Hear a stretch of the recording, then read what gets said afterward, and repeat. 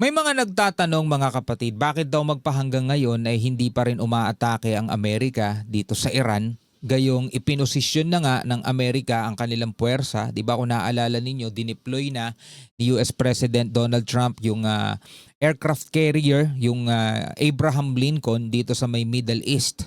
So bakit hindi pa rin nagsisimula mga tol? Yan ang sinasabi ng iba, parang gustong-gusto talaga nila magsimula no? Pero ito pag-usapan natin mga kapatid, samahan ninyo ako. I'm just a young nigga chillin' on it. First time I seen ice was a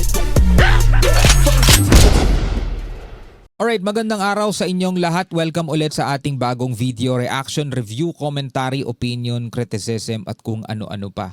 So marami nga nagtatanong mga tol, bakit nga hindi pa daw umaatake ang Amerika dito sa Iran gayong nakaposisyon na yung kanilang puwersa? No, ang sabi naman mga kapatid dito sa title na ating panonoorin, kasama na rin to sa pag-uusapan natin, Houthis showed the limits of American naval might. No, ipinakita daw ng Houthis ang limitasyon, siguro ito yung kahinaan ng American forces. American interceptor running low, mababa na mga tol yung mga interceptor nila. Ibig sabihin yung mga ano din yun mga missile din yun na tumatarget sa mga nagliliparang missile, kaya siya tinawag na interceptor. Sa himpapawid pa lang pinapasabog na para hindi na bumagsak pa sa kalupaan.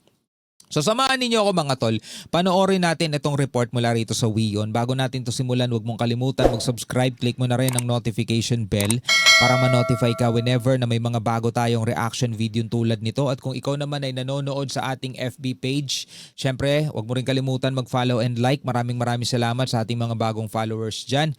Alright, huwag na natin patagalin pa, panoorin na natin to.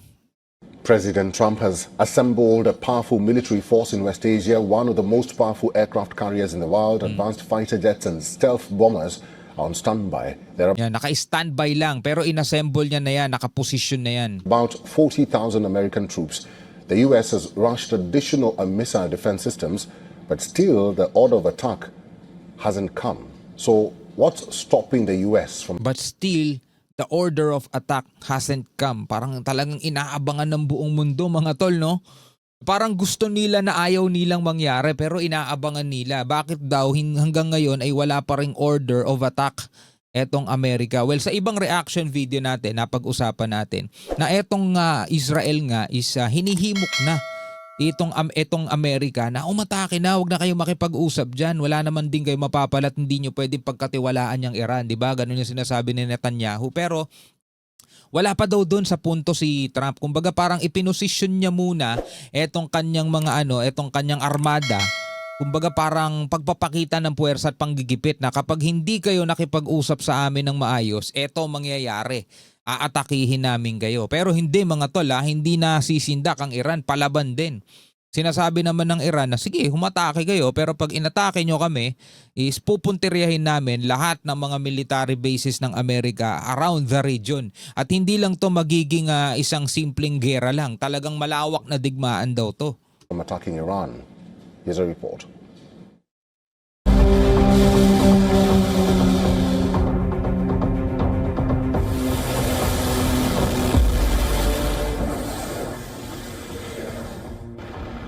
The USS Abraham Lincoln and its strike group are prowling the West Asian coast, a visible show of American force. And a visible show of American force. 'Di ba? Pagpapakita ng puwersa nila para mapuwersa etong Iran na sumailalim nga doon sa negosasyon at sumunod na lang sa kung ano man ang gustong mangyari nitong Amerika. Kumbaga gumagamit din sila ng art of war, no? Kumbaga to subdue the enemy without firing a single shot. Parang ganon. Without na pakikipaggera pa. Kung magagawa nga nila yon. Pero alam naman natin mga tol, itong Iran is hindi naman maliit na bansa lang na nagpapatakot din. Talagang rin to, no? Papalag to hanggang kahuli-hulihan. Yet, despite the presence of F-35C jets and Tomahawk-laden destroyers, the order to strike Iran has not come. Wala pang order. Roll over, but they are negotiating. They'd like to do something, and we'll see if something is going to be done. They had a chance to to do something a while ago and it didn't work out, and we did Midnight Hammer. I don't think they want that happening again, but they would like to negotiate. We are negotiating with them right now, yes. Naikipag-negotiate pa mga tol. Siguro pinuposisyon lang din ng Amerika yung sarili nila na hindi kami ganun ka warprek, no? Daanin muna natin to sa negosasyon, no? Kapag hindi nakuha sa negosasyon, at least hindi kami umatake agad. Nakipag-usap muna kami, trinay muna namin makipag-usap, ayaw nila. Parang ganun mga tol, pinuposisyon muna yung sarili nila na hindi naman sila ganun katindi, na hindi naman sila ganun ka warprek, parang ganun. Washington and Tehran are currently locked in a tense diplomatic dance.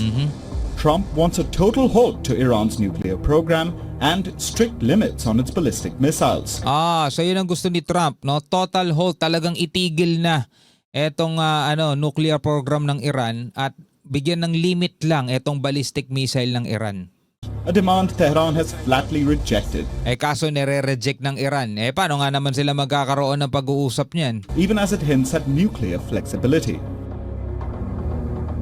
Well, I think there are a lot of targets that the U.S. and maybe Israel, if they join in, could attack, including eliminating Iran's ballistic missile production facilities, eliminating perhaps what's left of their air defenses going back after the nuclear program, and destroying the state instruments like the Revolutionary Guard that threaten their neighbors in the region, but also their own population. I think as the state institutions are weakened, the potential for the regime to collapse increases. I think the regime is more unpopular now than it's been at any point since 1979. First, the Houthis delivered a warning. A relatively small Iranian-backed force tied down the US Navy for months in the Red Sea. Drones and missiles forced American warships to fire expensive interceptors again and again. Iran is a far larger, far more capable adversary.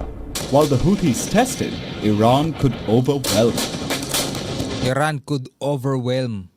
No, could overwhelm kasi nga mga kapatid, sabi rito limitado lang daw ang kakayanan ng American Naval ng US mga tol. Kapag halimbawa ang Iran is parang ganito na lang para mas madali maintindihan. Halimbawa ang interceptor ng Amerika, meron silang 300 interceptor, kaya nilang pabagsakin yung 300 missile na ilo-launch laban sa kanila, kaya nilang pabagsakin yun mga tol. Sabihin natin yun ang kakayanan nila. Pinakawalan ng halimbawa kalaban is 500. O di 300 lang ang masasalag, yung 200 babagsak yun. 'Di ba? Parang ganoon mga tol, na-overwhelm sila kasi mas marami ang pinakawalan kaysa dun sa kaya nilang panangga. Parang lang din yan halimbawa sa mga bulletproof, 'di ba? Yung bulletproof na yan mga tol, bulletproof yan pero meron niyang hangganan. Talagang masisira din yan kapag na-overwhelm din siya doon sa dami ng balang tatama sa kanya.